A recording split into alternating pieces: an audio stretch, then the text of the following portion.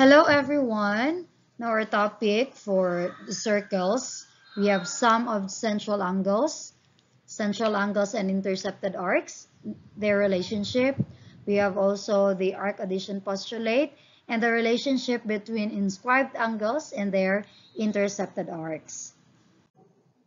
Let's start with the sum of the central angles. So we have here the sum of the central angles of a circle with no common interior points is 360 degrees. So, ang total daw sa mga central angles na wala sila nagsapaw, pares ani, si angle 1, lahi ni si angle 1, kani si angle 1, lahi po ni si angle 2, si angle 3, si angle 4. So, wala man yun nagsapaw ani nila nga angle. I-total na nimo sila tanan, ang ilang sama na is 360 degrees. Kung tanawon po nato, nakabuo silang isa ka circle. And remember that the measure of a whole circle is 360 degrees. Thus, we have here the measure of angle 1 plus the measure of angle 2 plus the measure of angle 3 plus the measure of angle 4 is 360. Now, we have the relationship between the central angles and its intercepted arcs. Okay, so using circle C, the following can be shown. Kani, tanawon nato dire sa circle C. Ang mga central angles o ang ilang intercepted arc. Na-discuss na po na nato unsa ng mga intercepted arcs. Okay, central angle FCG intercepts what arc? We have central angle FCG, that are FCG. So we have here, this is angle FCG.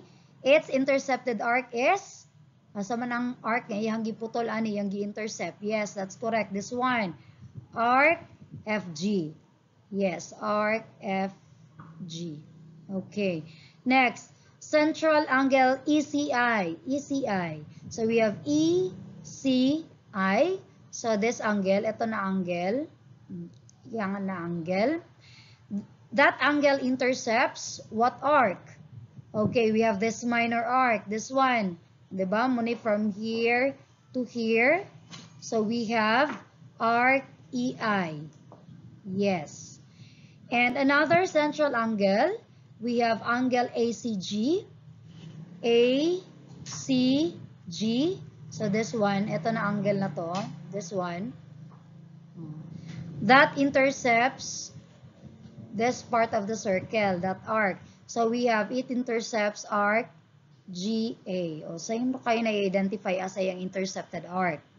Okay, now, looking at the arcs, tanawon po nato unsa nga central angle ang nag-intercept ana niya.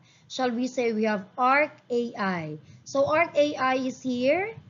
Dara si arc AI. Gamitan nato na color. So we have here arc AI. That arc there. Makita ninyo ko to from A to I kana nga arc asa nga angle man. So as you can see, it's this angle ACI, this one. So that means central angle ACI, intercepts arc AI. And the last example is we have here arc FDH. So tuluman ni ka letters, that means it's a major arc. So FDH will follow the letters F. Starting here, we have FDH up to here. So from this part here, there ang a point up to this part. So yes, that is a major arc. It's intercepted by what angle? It's, yan, correct, FCH. Oh, that angle. So it is intercepted by angle FCH. Ayan, madali lang pag-identify sa iyang intercepted arc. Now we will talk about their relationship ng measures ng central angle at saka ng kanyang intercepted arc. So as you can see here, the measure of a central angle is equal to the measure of its intercepted arc. So, ang central angle, ang measure niya, pareha sa sukat ng kanyang intercepted arc. Let's say, for example, we have here the measure of angle ACD is equal to the measure of arc AD. So, kung imong tanawon, ACD is here. Angle ACD, kaning angle. Yung intercepted arc is this one, arc AD.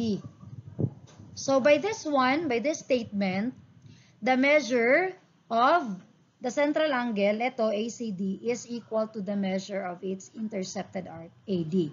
So, pag sinabi natin, the measure of arc AD is 45, so si arc AD ay 45 degrees, then we can say that the central angle that intercepts this arc is also 45 degrees. And that is angle ACD. Inana lang ka-simple ilahang relationship, ha? Basta central angle, unya intercepted arc niya, ang ilang measure ana pareha ra gyud na siya. I hope nga nasabtan ninyo ang ato ang presentation. And don't forget to answer the questions at the end of this presentation. So pwede niyo i-comment ang inyong mga answer. Thank you and goodbye.